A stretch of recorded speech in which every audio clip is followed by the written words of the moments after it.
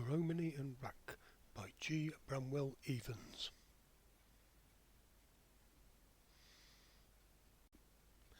Give me the clear blue sky over my head and the green turf beneath my feet, a winding road before me, and then to thinking. Chapter 8. Gossamer. September. Raq and I were in our quiet village again. What a flavour it has, especially after existing in the city. Its lichened walls, its thatched roofs, the sound of the lowing of kine, the squeal of young pigs, and the rumble of a farmer's cart over cobble ways seem to retain the past and make it vibrant in the present. As we walked down its main street, where friendly and inquisitive faces peeped at us from behind white curtains and pots of geraniums, drawing back into the shadows as we drew near, Sally Stordy came to her door and greeted me with, "Come in a minute, I've got a bit of your favourite." I entered her bright kitchen, and Sally from her store produced a blackberry and apple plate cake. "Lucky you happened to come today. Juda's got 'em from the woods," she said, pointing to the juicy berries that peeped through a hole in the centre. "It had all been gone by tonight." I must say that I enjoy Sally's plate cakes. Tarts, they call them in certain districts, and Sally knows how to make them. Fruit and pastry travel together right to the edge. "Jim finishes schooling next month," said she, taking off her apron in honour of my visit. "And what are you going to make him?" I asked, thinking of the lad with his shock of red hair and healthy freckled face. "That's where we're beat," admitted his mother. "Sometimes I reckon he'd make a butcher. He's been a killer since he were a little un, never happier than when he's swatting flies or cutting up worms or burying summat as he's killed like." "What about an undertaker?" I said gravely. Sally shook her head. "There's only 100 on us in village, and if he buried every one of us, there'd hardly be a living in it. Of course," she added, "he could do odd jobs when he were waiting in betimes." She paused a moment to cut me another liberal slice, and added, "His father thinks as how he might do well in a bank, for he can keep any money he gets better than the rest of the family, and makes it go further than all.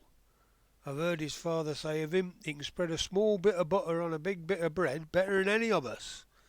See, how many are you?" "2, I answered, "boy and girl." "And I've 7, she said thoughtfully, and I could see she was thinking of the future, and wondering, mother-like, how they were to be settled in the world.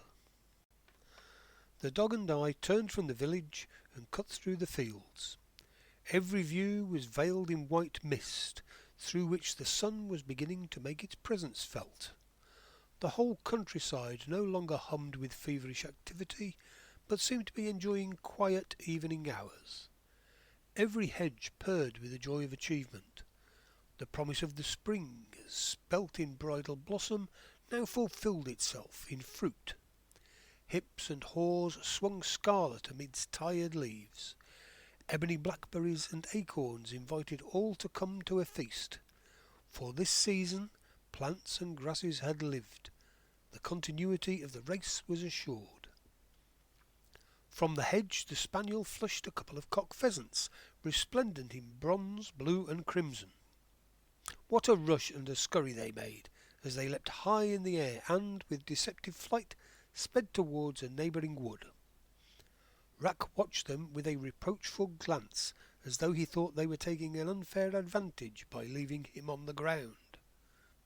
"Only a few more days, old man," I said, referring to the birds, "and their days of peace will be over. October will soon be here, and then—" I put my arms up as I would do were I handling a gun, and Raq looked expectantly ahead. Seeing it was only make-believe, he trotted on to search for more trails. Probably for him also, the joy was in the tracking more than in the finding. Walking across a distant field, we spied the figure of Ned, for whom we were looking, and the old postman signalled us to accompany him on his rounds. For a time I gave him a full account of my recent wanderings. Then, as I rambled on, the stillness was broken by the shouts of young life which reached us from the distant village school. "Playtime," said Ned laconically. With Sally Story's conversation in my mind, I said musingly, "I wonder whether those youngsters will become farmers." "It's hard to say," said Ned slowly. "One or two of them will take up farming, but most of them, if I'm any judge, will want what I call kid-glove occupations." He looked hard at me to see if I understood what he meant, and seeing my nod, he continued, "What they'll be I can't say, but I'll bet that there'll be no plumbers or bricklayers amongst them, and few joiners either. Most of them will want to be clerks and teachers and such like. It seems to me that in a few years' time the old sort of craftsman will be non-existent," I hinted. "Aye," he said slowly but disappointedly. "I was thinking though of a foreign word that you once used." "Non-est," I said. His eyes lighted up at that, and he pronounced the forgotten phrase with evident relish. As we crossed over a field, I stopped to refasten my shoelace, and as I did so called Ned's attention to the glittering surface of the ground. My companion knelt down for a moment, used his bent finger as a miniature rake, and there glistened on them scores of fine silken threads. "Cobwebs," I said. "Gossamer," he corrected, and in such a tone that I knew he had found a subject on which he could expound. "And behind each thread," said Ned, disentangling one from the mass and holding it up with a dark hedge as a background, "lies adventure and romance. Know anything about spiders?" "Only that I shouldn't care to be Mr. Spider," I said. "Ah," he said slowly. "Then you've heard that the missus would just as soon eat her man as she would a fly?" "It's a kind of affection that is a trifle too absorbing for my liking," I answered.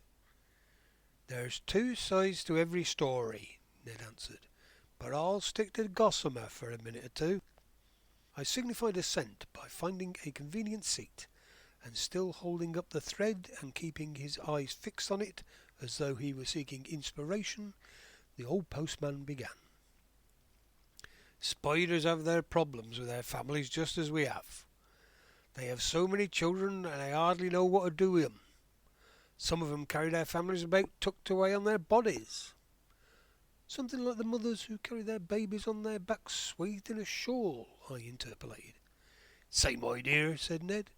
"Only round the spiders there are hundreds on 'em." "She must be nearly tickled to death," I said, imagining the effects of scores of wriggling bodies on the parent stem. "Howsomever," said Ned, ignoring my last remark, "the time comes when the food problem must be faced. Winter lies ahead with its scarcity, and the adult spider will have all her work cut out to satisfy her own hunger, let alone fill the mouths of her young uns." Ned looked at me to see whether I was getting the hang of his explanation, so I said, "The problem for the spider is, then, how can I place my children in the big world? There may be enough food in their own homeland for a few, but not for thousands." "You've got it," said my companion, "and the youngsters solve the problem for themselves by becoming—" Here he braced himself before delivering his next few words— "colonists, parachutists, and aeronauts." As he looked as though he expected me to applaud, I turned to Raq, who was gravely looking on, and said, "Hold on a minute. You've nearly choked my dog with that last mouthful. Do you know, old man," I said, addressing Raq, "what a parachutist or an aeronaut is?" The dog in answer simply sidled up to me and lifted his head for a caress. "It's one who doesn't know whether he'll stay in the air or not, see?" Ned smiled, though I half expected he would snort with impatience. I suppose he was really pleased that I had taken notice of his big words. Ned continued. "One morning in autumn, when the air's still, save for the warm currents rising from the ground, and ripples of breeze that nature puffs o'er the fields now and then, these youngsters decide that the time has come for 'em to make a move. To emigrate, I said. You can watch 'em crawl up some post or bush where the wind can sweep. They get up to the highest point, and turning their heads towards the combing breeze, raise their tails in the air. The storyteller paused for a moment, whilst a neighbouring robin set his words to plaintive sweet music. Then 3 or 4 strands of finest silk appear on the end of their tails. It's a liquid that comes out of their bodies and sets hard like as soon as the air breathes on it. The strands join up and form one thread, and as the wind comes along, the youngster pays out her line, fine as a silken thought. The robin sang on, and it seemed to me that he had entered into the spirit of Ned's story, and, like a good orchestra, was working up his theme to a dramatic finish. Now, as the breeze grows stronger, continued Ned, and I could see he had forgotten my presence, and was with his inner eye seeing what he described, so the silken thread floats out, and as they flap in the wind, the pull on the little adventurer grows stronger. Now and then he's almost lifted off his legs. Soon he has enough sail out. A puff of wind catches his pennon, I said quietly. Pennon, continued Ned, and some in a voice calling, let go. Away he floats, to descend at nightfall perchance in an unknown country, there to make a new home and to make his way in the world, an emigrant and a colonizer. Can he descend when he wants to? I asked, fascinated with the picture of that living kite. Ned nodded. All he has to do is coil in his line. And to set more sail if he wants to go further, I suppose? I asked. That's about it, said Ned. And when he alights, he leaves his sail behind him. Some call it cobwebs. That's prose. But those who are in the know call it gossamer. And that's poetry. He picked up a thread discarded by some little voyager. Can you see its rainbow tints? He asked reverently. And when I nodded my head in assent, he said, the tints are woven into the name, gossamer. It's a compound of sheen and shimmer, I concluded, and by the way the old man took my arm, I knew he enjoyed the conceit.